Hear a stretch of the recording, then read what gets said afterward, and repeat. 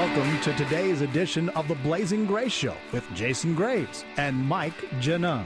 Blazing Grace covers blazing issues with grace-filled answers. Here are your hosts, Jason and Mike. Porn in the military? Oh my goodness. Well, yep, it's true. And so we're going to look at how that takes place, what it looks like, and the damage that's causing. This is Jason Graves with the Blazing Grace Show, along with my faithful and true co-host, Mike Janung. Hello, Michael. Hello, hello. How's it going? It's going great. How are them Lakers? They lost 6 in a row. I don't want to hear no trash talking here, but they're coming back. It's that easy, folks. It's that easy. Okay. Well, we've got 2 special guests with us today, so it's exciting to have the voice of Paul with us here, a former Army guy calling in from Texas, I believe. Well, that's where I live, Jason. I'm in New Orleans, Louisiana today. Okay. All right. How are things over there? Oh, about the same. All right. Well, listen, we're glad to have you on. We're going to hear your story in a second here, and we've got Josh Butrin with the Military Community Youth Ministries. Welcome, Josh. Thanks. It's great to be here. Here in the studio here, and you just moved here to Colorado Springs from Germany, I believe, right? Yeah, that's right. My wife and I were living on an Army base there, working with high school students, middle school students, and families. Great. Did you go to Iraq at all? No. Oh, you didn't? No, stayed on the Army base in Germany. It's a lot safer there. Yeah, no kidding. Well, let's hear from Paul first. Tell us a little bit about your experience, first just in the military, where you were stationed or whatever you want us to know about that, and then we'll find out a little bit more about your experience with porn or what you know goes on even today. Sure. Well, I graduated college in 1988 and received a commission in the Army as an armor officer in tanks. Mm-hmm. Ended up in Fort Bragg, North Carolina for a number of years and a few other places, and stayed in the Army for 6 years before leaving and finding another employment. Okay. So Fort Bragg, so that's a big base, isn't it? It's huge. Right. Yeah. And I know that from our past discussions, you saw porn even being sold on base. Oh, it was. And I've been out for 11 or 12 years now, but back then, I mean, it was everywhere. In the post gas stations, the convenience stores, the commissary, and the whole aura and mentality back then, there's nothing wrong with it. I mean, you'd see soldiers standing there flipping through the pages. Nobody cares. Right. It's just an attitude that was, hey, it's okay. Wow. Isn't it illegal, though, as far as being in the military? The pornography? Right. At that time, no. I mean, it was sold everywhere. Okay. All right. I thought I had a friend that told me that for officers, they could get kicked out if they get caught using that. Wow. Maybe now. It's a new Army, all right? Maybe it's a new Army. I don't know. Back then, that wasn't the case then. So let me come back to you in a second, Paul, to hear a little bit about maybe some of the devastation, but let's catch folks up with Josh. Now, Josh, you're a civilian. That's right. And so you've worked around military. Yep. Tell us a little bit more about, what you did, where you served, and what you saw. Well, my wife and I lived near the military community in Bamberg, Germany, and worked on the Army base. And it's true, on the Army base, softcore pornography is available in all the convenience stores and the PX, the Post Exchange, in both magazine format and in video DVDs and things of that nature. I worked primarily with high school students whose parent was a dependent in the military. And I could say that they often, especially boys, would go off post to the German porn stores and get whatever they needed or wanted at that point. Right. So it's definitely a problem. It's a huge problem. And I think where I saw it most poignantly in the lives of soldiers is last year was asked to be a part of a unit ministry team doing reintegration training or helping soldiers who had just come back from a year-long deployment in Iraq, and talking to these soldiers who, during their stress and during the combat experience, would go back to their hooch or their little room, and they had full access to the internet, full access to purchasing whatever they wanted to order through the mail, and abused pornography greatly. Wow. Okay. So, Paul, tell us a little bit about the effects that you've seen in people's lives, the devastation, the harm that it's caused, and maybe you want to even share from your own story a little bit. Sure, and it's I can speak firsthand at this because of my own life. A lot of times what you see in the military, and myself included, you get a lot of young men coming in who have never left their hometown, maybe even never left their family's house. They've been, supervised all their lives. Now they get in the military, whichever branch it might be, and there's no accountability for anything outside of their work performance. Right. And like Josh was saying, it's all right there. And the pornography, to me, extends far beyond what you might see on the pages or in a movie. It's a lifestyle. In the crowd I was running with, that was it. I mean, you've got everybody with, you've got all these type A personalities coming in. You're training that you're the killer, you're the best. You've got to psych people up to be in the military. Right. Work hard, play hard, all these types of mentalities. Combine that with no accountability and a culture that stresses, the work hard, play hard. Hey, we just did this, that, or the other. Now it's time to go hit the bars or hit this or hit whatever. It's like there's this entitlement. Exactly. That is the word right there. That you are somebody now. You've got a uniform. You've got a position. Myself, I had rank over others. It's just this whole, look at me, I'm special sort of thing. I can do whatever I want. Yeah. Who the heck is anybody to tell me what to do or not to do when it comes to my personal life, and especially something so personal as sexuality. Right. And, that whole drive that you're describing, I read a book called, it was by Gordon MacDonald. I forget the title, but it's talking about, ordering your private world, right? And he really distinguishes between being driven and being called. And when you're operating in your areas of being called or your areas of calling, versus drive, which tends to be more external stuff, then there's just a greater sense of peace and stability in life. When you get into those areas of being driven, that never satisfies. So, of course, why wouldn't we want to go and try and drink of things that only partially satisfy or temporarily satisfy, things like pornography? Right. In my own experience, porno has isolated me. How does doing that affect the Army unit working together as a team? Oh, yeah.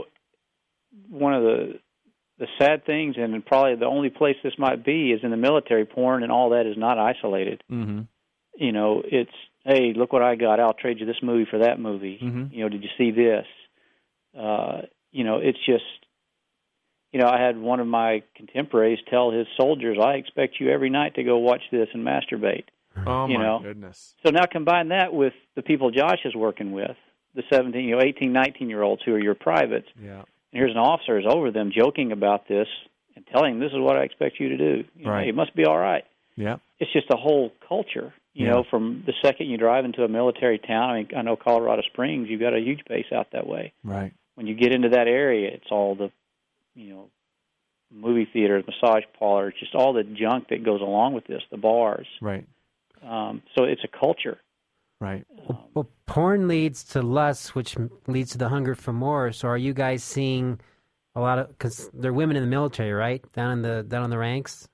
Yeah, the military is populated with women. I don't think it's quite 1-to-1, but there are more and more women both in the enlisted ranks and the officers' corps.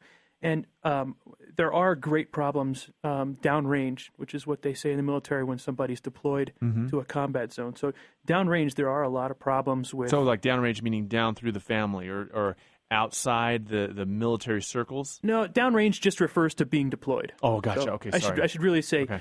When soldiers are deployed, there's problems with fraternization between the sexes. Right. That would be the official term for it. Okay. And I can't help but think that that's got to be perpetuated by pornography abuse. Sure, definitely. I mean, because when you've got it on the brain all the time and you're isolated from your family, which, I mean, let's face it, military life, especially during war times, is an incredibly unnatural existence. Okay? So you're already under all this huge life stress. And then, you go to this stuff for comfort. I'm really curious. Let's get back to this kind of tender age thing, because you're talking about, I mean, most guys who have gotten involved with pornography have had some kind of family or community influence. They either found it because somebody, Jimmy down the street, showed them a magazine when they were 10 years old, or like with me, my dad showed it to me. So if these guys in the military and porn is rampant in their lives, what's the effect that you've seen on their kids? That's a great and excellent question. If you would imagine the home life of a 17-year-old boy whose dad is in the Army, who goes away for a year. Maybe this boy has some younger siblings, and his dad is gone. Mom is trying to keep the household together. And while dad is downrange, dad, out of, for whatever reason, out of need for control, out of need to manage his own fear, out of need to feel a false sense of security, dad is abusing pornography. Right. Dad comes back, and there's an immediate schism between dad and mom, beyond the post-combat stress, beyond whatever results might happen from a year of deployment in a combat zone. Right. Dad has got this addiction that he's developed, and the word says clearly that that these sins will be passed on generationally. Right. So I have to think that there's a certain amount of stress, that there's a certain amount of tension in the household, and what I've seen is kids who follow in their dad's footsteps. Right. That is, they use porn as a coping mechanism. Yeah. A coping mechanism against rejection, against loneliness. What is that schism between the dad and the mom about that you mentioned when he comes home? Yeah, typically, I think when a man, and I'm a man, so I'll speak from his perspective, but when a man has been abusing pornography, then they've built up the fantasy in their mind. So a man's been in Iraq, let's say, living with 50 other men in a big hallway, and has been looking to pornography to fulfill his needs, to fulfill his emotional needs. And he's built up a fantasy life with women who are airbrushed and perfect looking, who never say no, who never have a headache, who are never tired. The moment's always right when he feels it's right. Right. And now he comes back home to reality. And frankly, reality can't compare to the fantasy. It's just not as good. No, it never is. And that's why God wants us to be tuned in to his reality, which he created it. It's Absolutely. perfect the way it is, but we reject it. Instead of really focusing on the creator, we focus on created things, and then we pervert those created things with our own warped fantasy. Now, if you're just tuning in, we're visiting here with Paul, former Army guy, and Josh Butrin from the Military Community Youth Ministries, talking about porn in the military. And if you want to find out more about Military Community Youth Ministries, you can see them on the web at M as in military, CYM.org. And so we're pretty excited about this topic because obviously here in Colorado Springs, we're in, we got something like 7 bases, if you count the Air Force Academy, of different types of military outlets. But also for our country, we're at war right now. And we've got folks left and right whose families are being touched by this issue. I want to kind of talk a little bit, Paul, maybe you can help us out with this. In your time in the military, did you see any good examples in this area? Did you see any men sort of standing up to the pornography or not engaging themselves in it that you could kind of give us as a model?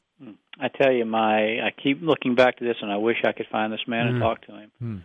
But my gunner, I was in a tank, and my gunner was a Christian, and he would not partake in any of the talk or the viewing or anything else. Wow. And I wish I could go back. So the men are there. Right. Unfortunately, in my case, I was not seeking that crowd. Yeah. I was seeking another crowd, which is all too easy to find. Right. And then to hear about Josh's organization, the organizations are there. So there are Christian men there. Right.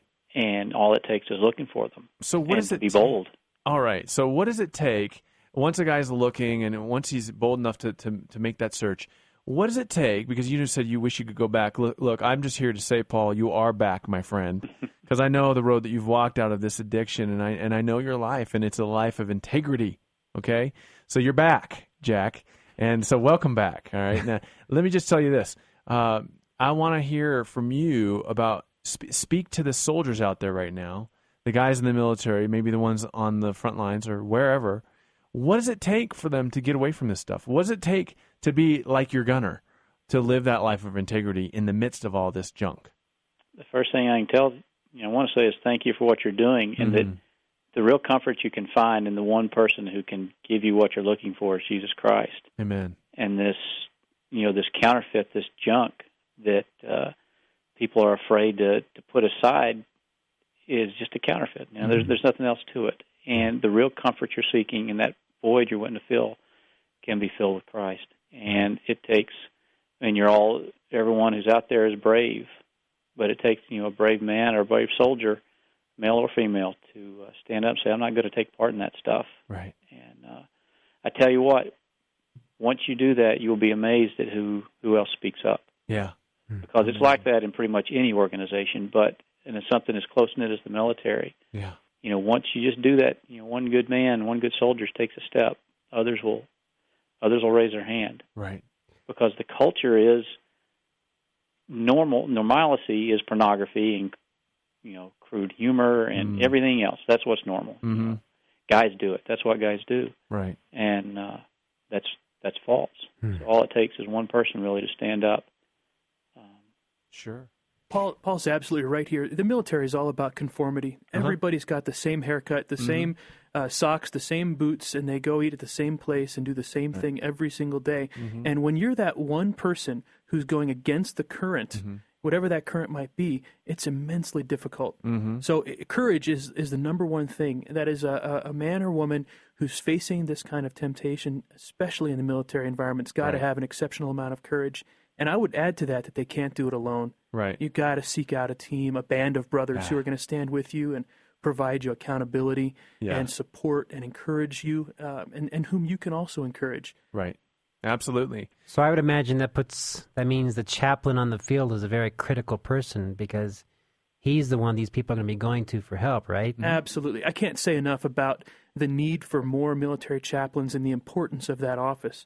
Military chaplains are stretched thin. If a battalion is a large body of men, sometimes 800 men, and there's one chaplain for that battalion. So think about pastoring 800 men with a lot of specialized needs. It's a critical position. So pray for our chaplains. Yeah. Well, it came out recently that New Life Ministries, who I knew you're quite acquainted with, Jason, they sent out some 11 to 13,000 kits on how to deal with porn in the field, and they need to send out more, but they ran out of funds. Basically, people are donating them the money to send these kits out. So, those are effective tools. So not only pray, like Josh is saying, but also pay. Pay your money to these ministries that are doing the work that neither you or I can do because we're over here and they're over there. All right. So, but Josh, I want to just kind of throw you the same question that we gave to Paul. And that is, you're dealing with youth, and you're dealing with people who are, in those military families. What do you say to them in terms of being the stand-up when not only is it hard to be that in the military, as you just so adequately described, but plus they're teenagers. They got peer pressure on top of them. Yeah, and they're teenagers many times living in a highly selective, area. Right. I just came from Germany, and here's this little army base in the middle of Germany with 250 high school students on it, surrounded by Germans. Right. And they face a lot of special pressure with parents in harm's way. And the question, what do you say to people? I think the first thing is to break the ice and to address the situation. The issue of sexual purity has been so taboo, and I'm encouraged to see more and more people stepping forward, willing to address the subject, and oftentimes to address it vulnerably. I did an informal poll amongst the high school, and I had 200 responses.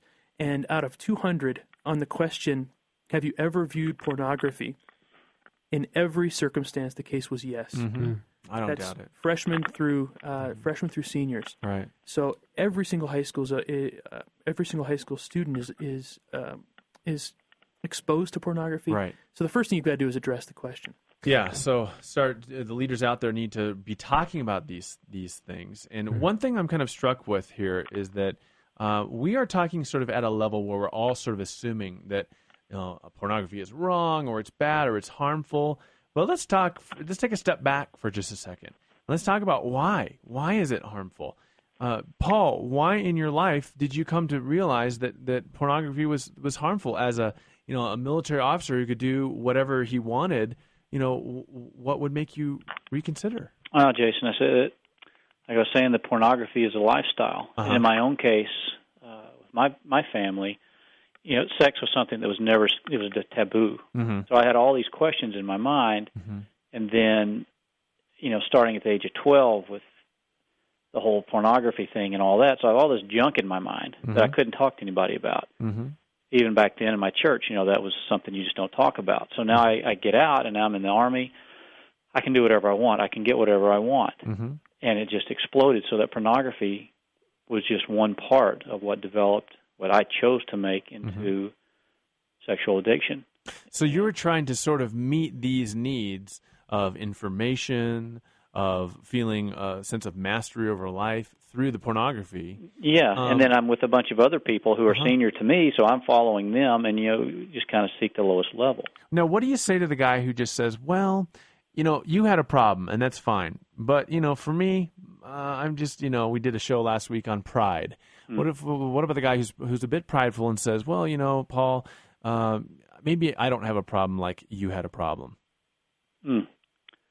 First off, I'd say, well, you're believing a lie right there. And what good can come of it? If you look at the whole pornography industry, you've had guests on from that industry. There's just nothing good that comes out of it. It's all about slavery as far as I'm concerned. And yeah. And it's what is glorifying of it, and what in your life are you trying to replace with that? Right.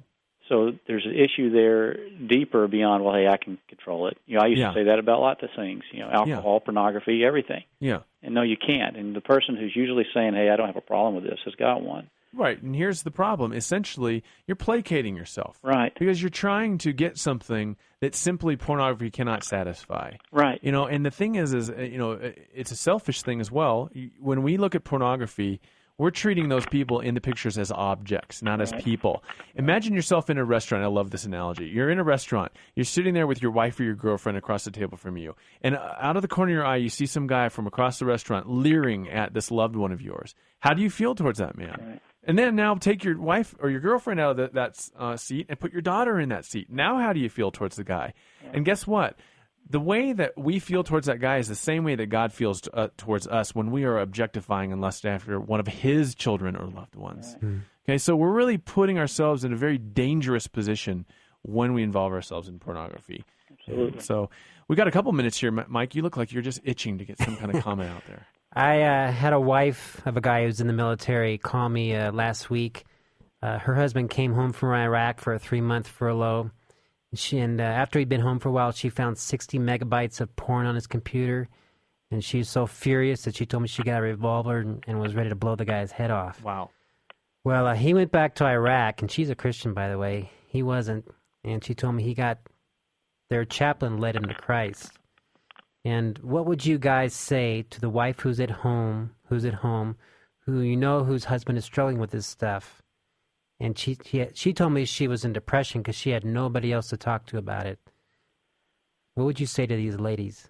Yeah, I think the first thing, beyond the easy answer of pray and cast your burdens on the shoulders of the one who can truly carry them, Jesus Christ, is to seek out help. And a lot of times a victim of pornography abuse has got to really have the courage to also take those steps. And there's a lot of fear that has to be overcome.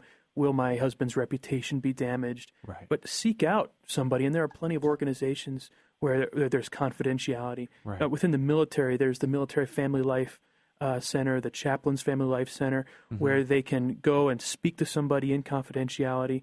One wonderful thing that the Army's doing is putting counselors on military bases, military family life consultants who are outside of the chain of command, outside of the military. Seek out unit ministry teams, other organizations. I've had mothers come to me and say, I found all this garbage in my son's bedroom. Right. What do I do? And engage a relationship there where we can begin to take steps to help. Right. Amen. Well, listen, we just have about a minute left. Paul, Josh, thank you so much for not only being on the show with us today, but just for the work that you're doing and for your stories and for your willingness to really bear witness here today. So God bless you both. Thank you, Jason. Can I say one good thing that came out of the military? Yeah. I met my wife there who has stuck with me through unbelievable things. Yes, for sure. Continues to do so. And let's give her all a hoorah. Hoorah. Absolutely. Okay, listen, well, thanks for tuning in, everyone. Talking about help, if you need help, just listen to the end of the show, and we'll give you some more information on how you can get some counseling or get into groups. We have teleconference groups. Doesn't matter where you are. If you're overseas, we've had people from Germany, Bahrain, Russia. Give us a call. But thanks for tuning in. God bless you. Thank you for tuning in to this edition of the Blazing Grace Show. We trust today's broadcast helps bring you closer to God and to what God desires for your life. Blazing Grace is a listener-supported mission intended to help listeners around the world. Your support is vital in keeping that mission alive. We ask you to prayerfully consider sending a tax-deductible gift to Blazing Grace. It would be gratefully appreciated. You can send your monetary gift to Blazing Grace, P.O. Box 62521, Colorado Springs, Colorado 80962-2521. That's Blazing Grace, P.O. Box 62521, Colorado Springs, Colorado 80962-2521. Want to learn more about Blazing Grace? Find us on the internet at www.blazinggrace.org. That's www.blazinggrace.org/radio.htm. On that page, you'll find a downloadable copy of this show, or you can visit oneplace.com under Ministries. Look for Blazing Grace Radio. If you want help resolving a sexual addiction, you can reach Jason Graves toll-free by dialing 877-590-SOUL. That's 877-590-7685. In addition to Jason Graves counseling, Mike Genung has a book out. Mike Genung's book, The Road to Grace, Finding True Freedom from the Bondage of Sexual Addiction, is available at www.roadtograce.com. The book guides those who struggle with sexual addiction to a place of finding the abundant life of Christ. There are also sections for wives and recovery for marriage. Desire for a specific subject to be covered on Blazing Grace? Tell Mike Genung what you want covered. You can email Mike at blazinggrace.org. We look forward to sharing more blazing issues and grace-filled answers next time. Thanks once again for listening, and may God shine His grace upon you.